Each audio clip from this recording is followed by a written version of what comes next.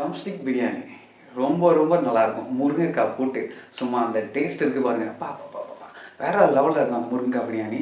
So எப்படி பண்ணலாம் அப்படின்னு பார்க்கலாம். ஸோ இதுக்கு ஒரு சின்ன மேரினேஷன் பண்ணணும். ரொம்ப நல்லாயிருக்கும். இதே போல கூட நீங்கள் சிக்கன் பிரியாணி கூட பண்ணலாம். ஆனால் முருங்கைக்காய் போடும்போது அதோட டேஸ்ட் வந்து வேற லெவல்ல இருக்கும். ஸோ எப்படி பண்ணலாம் அப்படின்றத வீடியோக்குள்ள பார்த்து தெரிஞ்சுக்கலாம். வாங்க. ஃபஸ்ட்டு முருங்காவ வந்து நம்ப எடுத்து மேரினேஷன் பண்ணிக்கலாம். முருங்கக்கா, அது கூட கொஞ்சம் தயிரு, அதுக்கப்புறம் கொஞ்சம் மிளகாத்தூளு, உப்பு தேவையான அளவு போட்டு, இஞ்சி பூண்டு பேஸ்ட் லைட்டா போட்டு, இது கொஞ்சம் ஃபஸ்ட்டு பிஃபோரே போட்டு நல்லா ஊற வச்சுருங்க. 1/2 அன் ஹவர்னா கூட பரவால்ல. அதுக்கப்புறம் எண்ணெய் போட்டுக்கலாம். எண்ணெய் போட்டுங்கன்னா, அதுக்கப்புறம் வந்து கிராம்பு, பெருஞ்சீரகம், சோம்பு, இலை இதெல்லாம் போட்டு ஃபஸ்ட்டு தாளிப்பு ஏலக்காய்லாம் போட்டு தாளிச்சுக்கலாம். ஃபஸ்ட்டு தாளிச்சுட்டு அதுக்கப்புறம் வந்து ஆனியன் போட்டுக்கலாம். தேவையான அளவுக்கு ஆனியன் கட் பண்ணி வச்சிருக்கேன். அந்த ஆனியன போட்டு நல்லா சாட்டே பண்ணிக்கினே இருங்க. நடுவுல வந்து கொஞ்சம் ஒரு டீஸ்பூன் நெய்யும் ஆட் பண்ணிக்கங்க.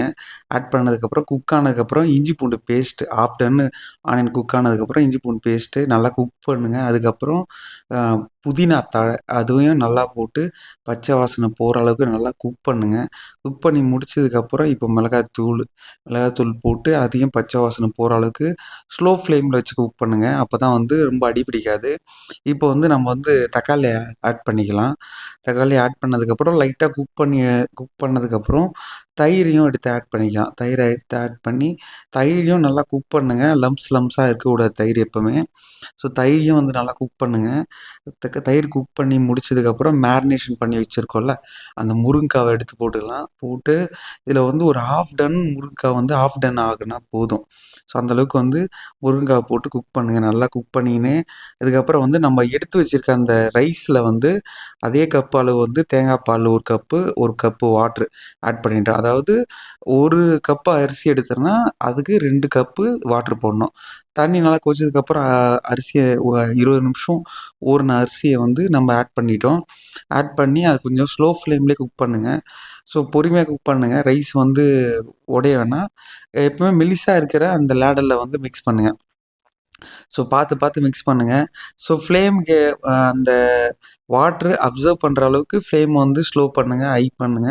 வச்சுட்டு இதுக்கப்புறம் வந்து வாட்டர் கொஞ்சம் ட்ரை ஆனதுக்கப்புறம் மேல வந்து தழை போட்டு, அதுக்கப்புறம் நெய்ய வந்து நல்லா ஸ்ப்ரிட் பண்ணி விட்டுட்டு, இப்போ வந்து தம்முக்கு வந்து ரெடி பண்ணிட்டேன். மேல கவர் பண்ணிட்டு ரெடி பண்ணியாச்சு. ஸோ இப்போ எடுத்துன்னு போய் தோசை கல்லுல வந்து பிளேஸ் பண்ணிட்டேன். இப்போ வந்து நான் வந்து டைமர்ல வந்து 20 நிமிஷம் செட் பண்ண போறேன் பிரியாணிக்கு. செட் பண்ணி அந்த 20 நிமிஷம் ஆனதுக்கப்புறம் நான் பிரியாணிய வந்து ஓப்பன் பண்ண போறேன். இப்போ அலாரம் அடிச்சிடுச்சு. டைம் ஆயிடுச்சு. இப்போ வந்து நான் பிரியாணி வந்து ஓப்பன் பண்ணி காட்டுறேன். எப்படி இருக்குன்னு பாருங்க. ரொம்ப ரொம்ப சூப்பரா வந்திருக்கு. நல்லா அந்த ஆவிலாம் பயங்கரமா வருது. பாருங்க ஸ்மெல்லு சூப்பரா இருந்தது. ஸோ உடச்சு காட்டுறேன் பாருங்க. ரைஸ்லாம் வந்து அழகா வந்து உடையாம கரெக்ட்டா அந்த பாருங்க எந்த அளவுக்கு கரெக்ட்டா ஈவனா குக் ஆகிருக்கு பாருங்க. இந்த அளவுக்கு குக் ஆகணும். இது வந்து தம் பிரியாணி. முருங்காவோட டேஸ்ட் அந்த ஃப்ளேவர் வந்து ஓப்பன் பண்ணும்போது இருந்தது. ஸோ இதே போல வந்து பொறுமையா பண்ணி பாருங்க. முருங்கைக்காய் பிரியாணி ரொம்ப ரொம்ப சூப்பரா இருந்தது. ஸோ நான் வந்து முருங்கைக்காய் பிரியர். ஸோ முருங்கைக்காய் வெளுத்து கட்ட வேண்டியது தான் இன்னைக்கு. பயங்கர சூப்பரா இருந்தது. ஸோ இதே போல நெக்ஸ்ட் வீடியோல பார்ப்போம். அதுவரைக்கும் நான் உங்களிடமிருந்து நான் சமையல்காரன்.